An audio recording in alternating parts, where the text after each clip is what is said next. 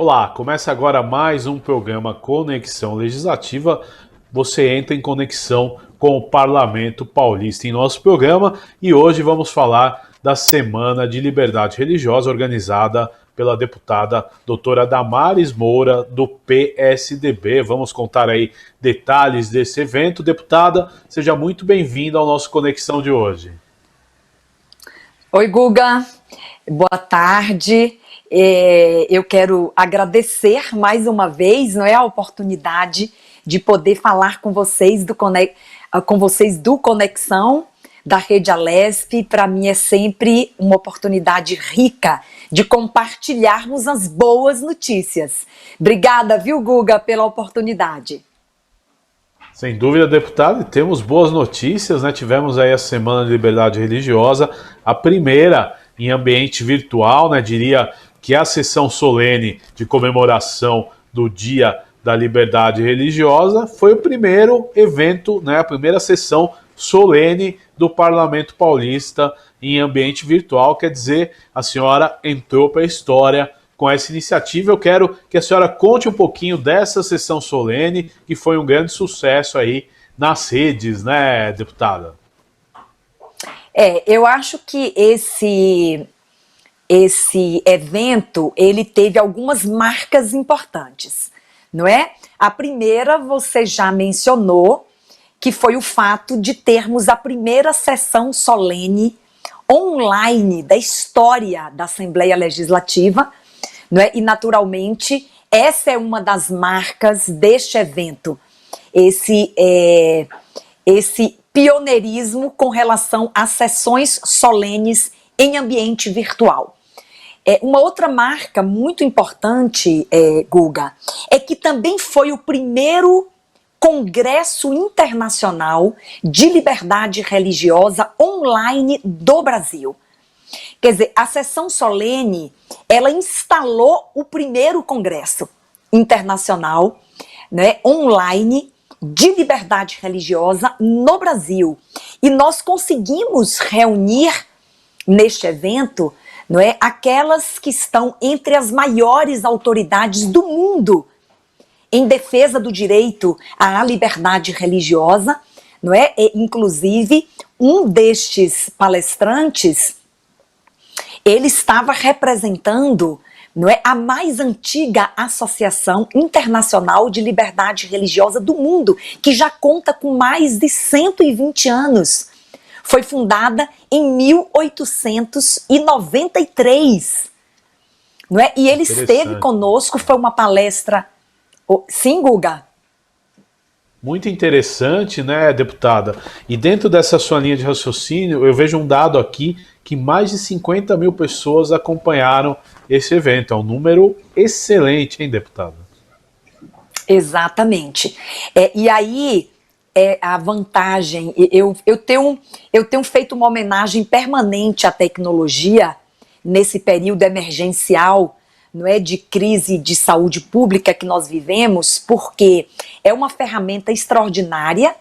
Certamente nós seremos agora transformados pela tecnologia, nós vamos aperfeiçoar, não é, Guga, esta importante forma de nos conectarmos com milhares de pessoas ao mesmo tempo, porque os eventos presenciais, eles são extraordinários, nunca vão perder o seu charme, não é? Nunca vão perder a sua importância. É o olho no olho, é o aperto de mão, é o abraço. Os eventos presenciais, eles são importantíssimos, não é? Mas nós agora estamos sendo conduzidos, não é, por um caminho remoto, virtual, que também tem trazido enormes resultados e tem alcançado milhares de pessoas. Quer dizer, talvez não conseguíssemos, não é, este alcance, por exemplo, se o evento fosse presencial, como seria? Já estava agendada a sessão solene para acontecer no plenário, não é, da Assembleia Legislativa. Mas aí, em virtude da pandemia, nós fizemos essa adequação para que ele acontecesse de forma virtual e foi um sucesso, não é, porque nós atingimos a marca de termos aí mais de 50 mil pessoas acompanhando aquela sessão solene histórica que instalou um congresso internacional histórico também, porque foi o primeiro a acontecer no ambiente virtual, reunindo tantas autoridades no tema ao redor do mundo. Então, é com muita satisfação que eu falo deste evento e do sucesso que ele foi e a importância, não é, que ele tem, especialmente neste momento, porque, afinal de contas, o objeto do congresso foi debatermos a liberdade religiosa no momento da pandemia. E todos os palestrantes fizeram, de alguma forma, essa abordagem. Deputada, na sessão solene, a presença do governador João Dória, de autoridades mundiais da liberdade religiosa, eu gostaria que a senhora começasse por aí destacando as presenças, a importância destas presenças, né, nesta sessão solene do Dia da Liberdade Religiosa e entrando também no Congresso. Guga, é importante destacarmos que a presença de autoridades, não é, civis e religiosas constituídas, não é, num evento desta natureza, tem um significado e tem um emblema. Porque, afinal de contas, um evento deste, ele não é apenas, não é para nós reunirmos pessoas e falarmos de liberdade religiosa. Claro que não. Ele precisa alcançar resultados reais e efetivos na sociedade. Não é? Então, a presença de autoridades, tanto as autoridades civis quanto as religiosas, não é? Isto traz para o evento uma grandeza diferenciada, porque é como se nós estivéssemos ali fazendo ou fixando os conceitos da liberdade religiosa. É como se estivéssemos, nós estávamos ali promovendo o direito, não é, para que ele seja uma realidade, não é, e que ele seja exercido por todo cidadão. Então, as autoridades que estavam conosco, de alguma forma, elas estavam ouvindo que este direito é fundamental, que este direito é indispensável à dignidade das pessoas, não é? E que em suas gestões, não é, como gestores públicos, precisam prestigiar, precisam fortalecer, precisam promover, precisam garantir e precisam defender o direito à liberdade religiosa. Então, termos autoridades, e agora eu me refiro às autoridades civis, num evento como esse, tem um grande significado, não é? Além de honrar o evento, porque nós tivemos ali o governador do estado de São Paulo, é um tema sobre o qual eu já tenho tratado com o governador João Dória, não é? Ele está muito sensível, não é, à proteção do direito à liberdade religiosa de todos os paulistas, não é? Tanto que não houve nenhuma hesitação por parte dele quando recebeu o convite, não é, para fazer ou participar da abertura, porque já há um reconhecimento, inclusive, Guga, já há um reconhecimento prático, não é, do Estado de São Paulo, porque a Secretaria da Justiça e da Cidadania deste governo, não é, está comprometida de forma intensa com a liberdade religiosa por meio de um braço da Secretaria, que é o Fórum Interreligioso por uma Cultura de Paz e Tolerância Religiosa. E este fórum, que é presidido pelo secretário da Justiça, Dr. Paulo Dimas Mascaretti, que aliás também falou em nosso evento, não é?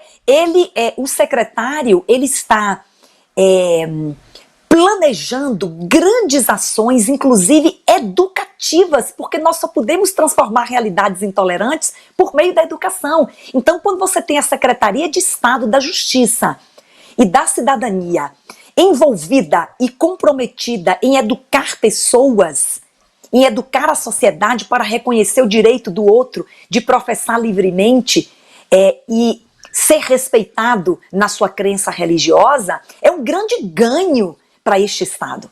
Sem contar, Guga, que a Secretaria de Estado da Justiça, ela pode processar administrativamente os agentes intolerantes. Então, o indivíduo, não é, que praticou crime de intolerância, a Secretaria da Justiça, ao receber a denúncia, poderá instaurar um processo administrativo para apurar, não é? E se for confirmada a prática intolerante, a Secretaria poderá aplicar sanções administrativas ao agente intolerante.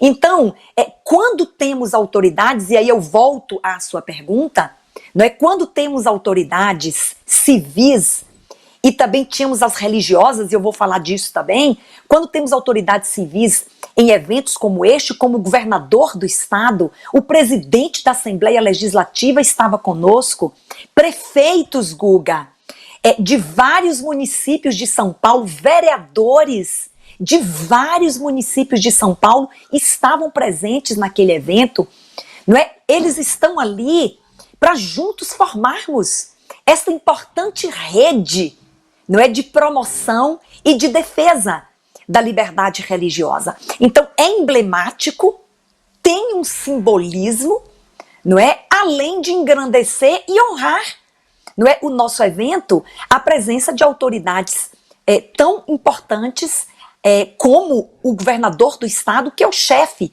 não é, do executivo estadual, e para nós foi muito importante, e isso certamente marcará também o evento.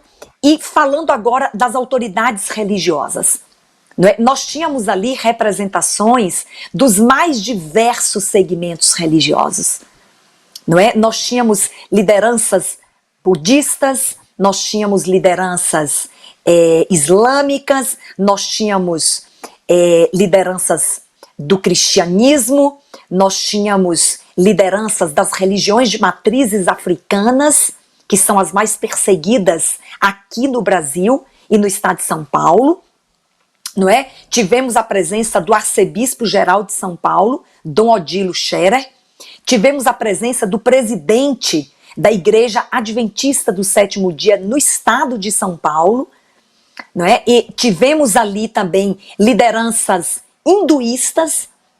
Portanto, eu acho que foi muito diverso o evento na representatividade, tanto civil quanto religiosa, e isso traz um nível de satisfação e de realização altíssimo, não é? Para o meu mandato, não é? Para esta luta que eu estou empreendendo há quase 20 anos aqui no estado de São Paulo, os resultados deste evento, não é, que marcam, de fato, a celebração do Dia Estadual da Liberdade Religiosa, que é o dia 25 de maio, instituído por lei desde o ano de 2014, não é? E deste evento, Guga, certamente nós teremos resultados reais dos municípios, porque já há vereadores interessadíssimos, não é, em propor legislações garantidoras, não é? Prefeitos que estavam ali, não é, nas suas gestões, não é, eles poderão juntamente conosco pensar em políticas públicas a serem implementadas, especialmente as de natureza educativa, que possam reforçar em todo o conjunto da sociedade a importância de respeitar a diversidade religiosa e a escolha religiosa de todos os cidadãos. Agora, deputada, é muito interessante, né, dentro desse tema, que é um tema amplo, né, e que a senhora deu voz no Parlamento Paulista ultimamente. O que se discute, né? Como estão as discussões da liberdade religiosa em tempos tão difíceis que vivemos aí de pandemia, né? Problemas mundiais. Como estão as discussões aí por todo o mundo em relação à liberdade religiosa? Repito, são tempos, né, muito difíceis, onde cada vez mais se tem intolerância, os problemas são cada vez maiores e a religião, sem dúvida nenhuma, ela anda do lado para ajudar as pessoas num momento desse, né? Exatamente. Eu vou fazer uma abordagem aqui, Guga, e talvez um resgate histórico, porque você fez uma pergunta ampla e você a sua pergunta tem um alcance mundial, não é? Como eu vejo hoje a liberdade religiosa neste tempo de pandemia. E aí, por isso vou fazer esse resgate, porque ele é necessário para responder essa pergunta. Muito importante. Nós temos um marco histórico, não é, que foi na Revolução Francesa, em 1798, quando pela primeira vez na história foi garantida a objeção de consciência ou a escusa do cumprimento de uma obrigação em razão de consciência religiosa, não é, que tratou-se dos anabatistas, não é, que se recusaram a pegar em armas, e pela primeira vez na história, não é, o Estado francês garantiu aos anabatistas a objeção de consciência. Esse é um marco histórico, não é, para o respeito, não é, à crença e aos ditames da consciência de cada indivíduo. Eu quero citar duas legislações internacionais que também marcam a garantia da liberdade religiosa, e elas têm total relação com a resposta que eu vou te dar agora da liberdade religiosa em tempos de pandemia. Eu quero citar a Convenção Americana de Direitos Humanos, mais conhecido como Pacto de São José da Costa Rica. Não é? Esse tratado, essa convenção internacional, o Brasil subscreveu em 1992, e quando o Brasil subscreve um tratado internacional, esta legislação passa a integrar o nosso próprio ordenamento jurídico, não é? E eu quero citar também, Guga, a Convenção Europeia de Direitos Humanos, porque aí a gente abarca um outro continente que de igual forma trata da liberdade religiosa como a nossa Convenção Americana de Direitos Humanos, não é? E em ambos estes documentos internacionais, o Pacto de São José da Costa Rica, no artigo 12, e a Convenção Europeia de Direitos Humanos, no artigo 9º, ambos garantem a liberdade religiosa como um direito fundamental, o direito de escolher uma religião, o direito de professar livremente, o direito de mudar de religião quando você quiser, sem qualquer tipo de objeção, seja de natureza social ou governamental. Então, essas duas convenções internacionais de direitos humanos garantem a liberdade religiosa da forma mais ampla possível. Contudo, e aí eu vou lhe responder agora a pergunta, essas duas legislações, elas criam nestes artigos uma espécie, Guga, de limitação ao exercício do direito à liberdade religiosa. Com isso eu estou dizendo, para que eu não seja mal compreendida, e é muito importante deixar isso claro, liberdade religiosa é um direito humano fundamental.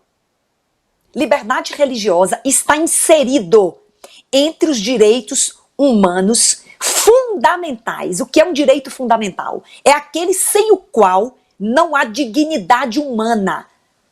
E a liberdade religiosa é esta espécie de direito, não é? Contudo, à semelhança de todos os demais direitos e liberdades individuais e fundamentais, não existem direitos absolutos. Não existem liberdades absolutas.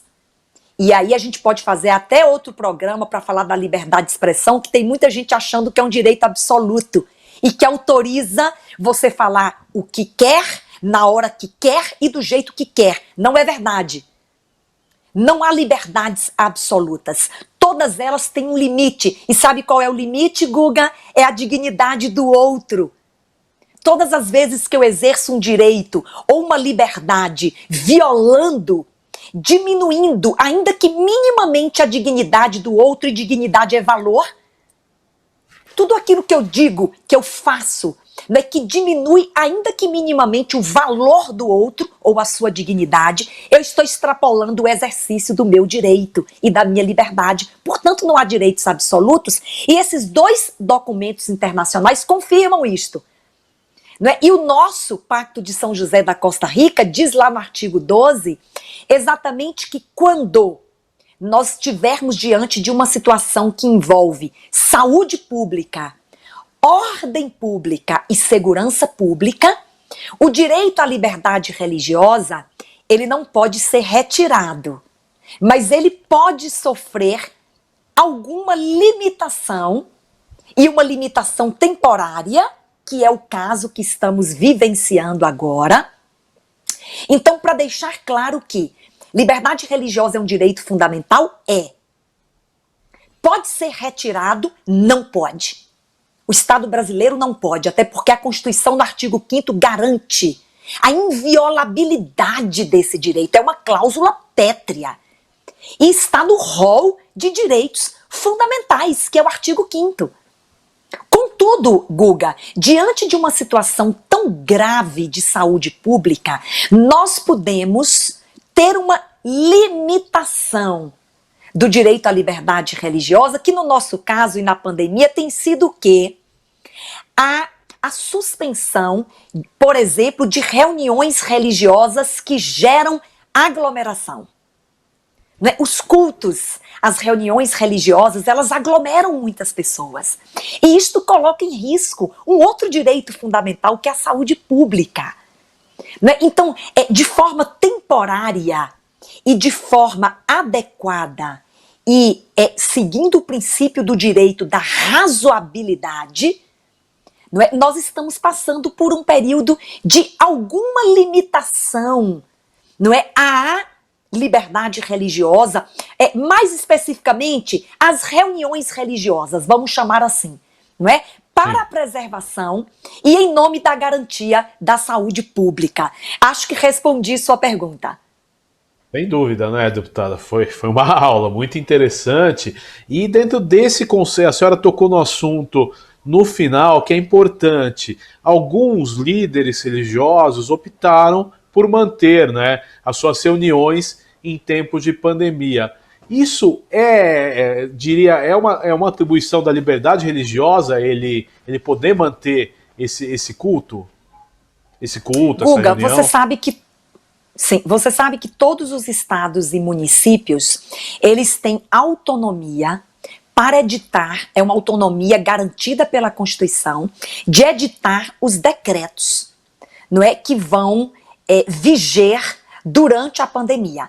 E cada município e cada estado criou, não é, as suas próprias regras, aquilo que é atividade essencial, aquilo que não é, as espécies de suspensão de movimentação social que vão ocorrer ou que já estão ocorrendo naquela região e naquele território.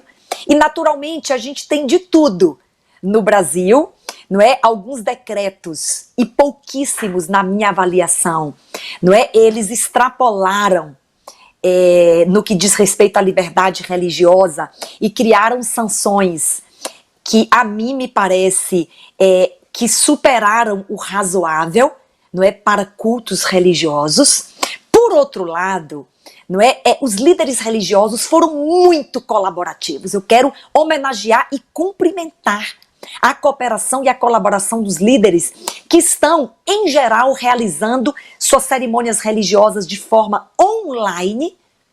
Não é? E, Guga, eu tenho defendido que não podemos anular o núcleo essencial da religião, mesmo na pandemia, porque a fé, como você disse, é aquilo que está sustentando.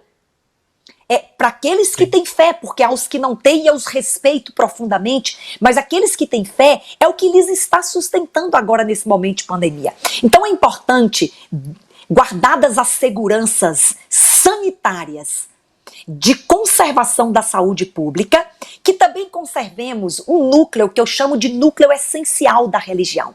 São sacramentos, são ritos que são inadiáveis, que são improrrogáveis e que são indispensáveis à manutenção da essência da fé, da religiosidade. Então eu tenho recomendado, não é, que estes ritos que são da essência da religião, ao serem promovidos, que sejam sempre respeitadas as regras de sanitização, não é? O distanciamento social, o uso de máscaras, o uso de álcool gel, não é tudo aquilo que nós já sabemos a respeito da segurança agora para a saúde pública, não é? E os líderes religiosos, eles estão muito colaborativos, talvez haja aqui e ali alguma incompreensão, não é? E alguma resistência, mas a mim, por exemplo, que coordeno a Frente Parlamentar de Liberdade Religiosa na Alesp, nós não recebemos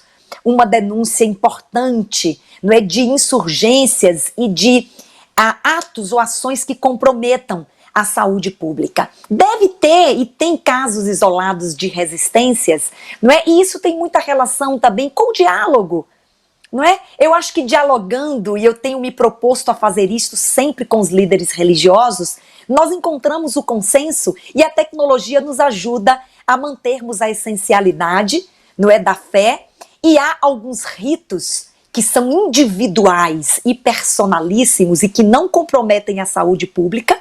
Eu tenho defendido que estes podem ser mantidos se obedecidas às regras de sanitização. E em São Paulo, Guga, o decreto, o primeiro decreto, que foi o 64881, ele é muito moderado e ele é muito adequado.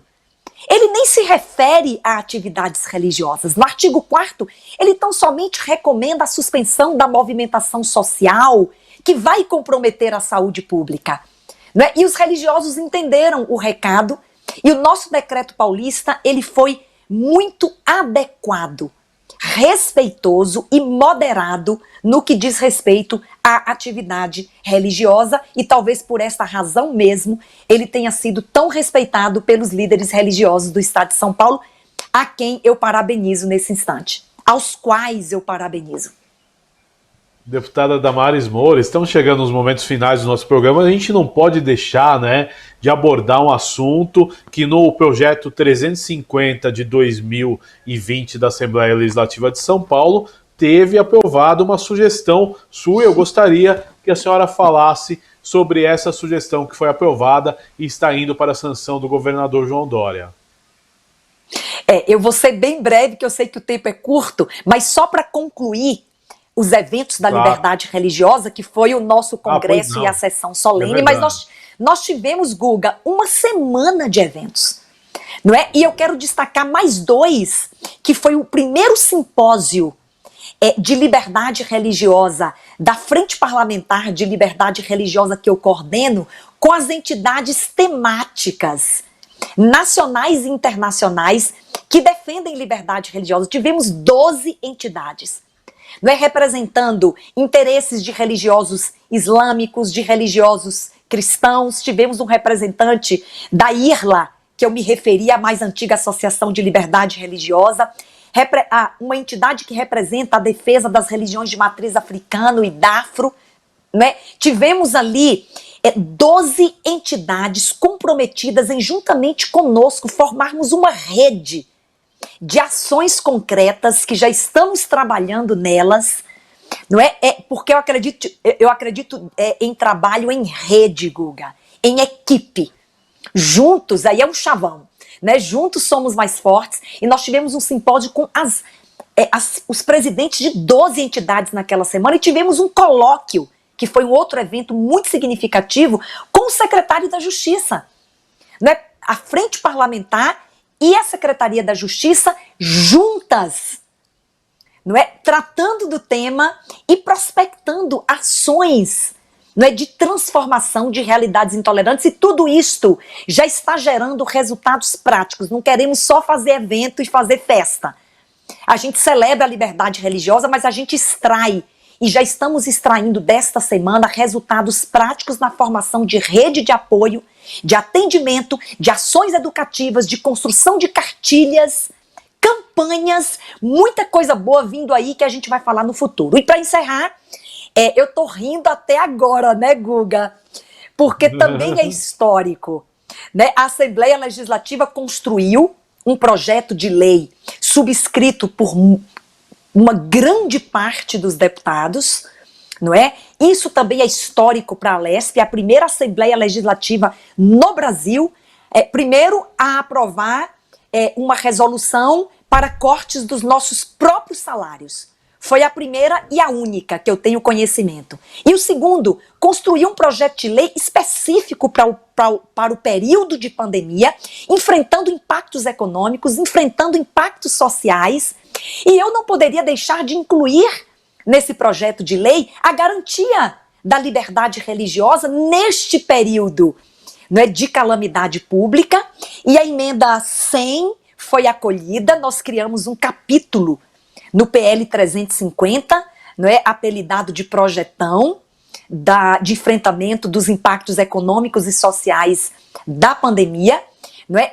Esta emenda 100 se transformou num capítulo, o capítulo 7º, não é, do projeto de lei, com 2 artigos, o 34 e o 35, garantindo a objeção de consciência e a liberdade religiosa neste período emergencial.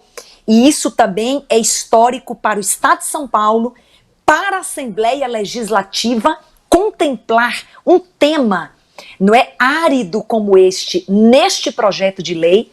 E estamos agora numa expectativa muito boa e positiva, não é, de que ele será sancionado, este capítulo, sancionado pelo nosso governador João Dória. Deputada Damares Moura, eu quero agradecer a sua participação nessa Conexão Legislativa de hoje. Muitos assuntos a abordar, afinal, a Semana de Liberdade Religiosa foi muito completa, com o Congresso, também com a sessão solene, com a frente parlamentar, então assunto aqui não faltou. Deputada, muito obrigado pela sua atenção e disponibilidade com a Rede Alesp.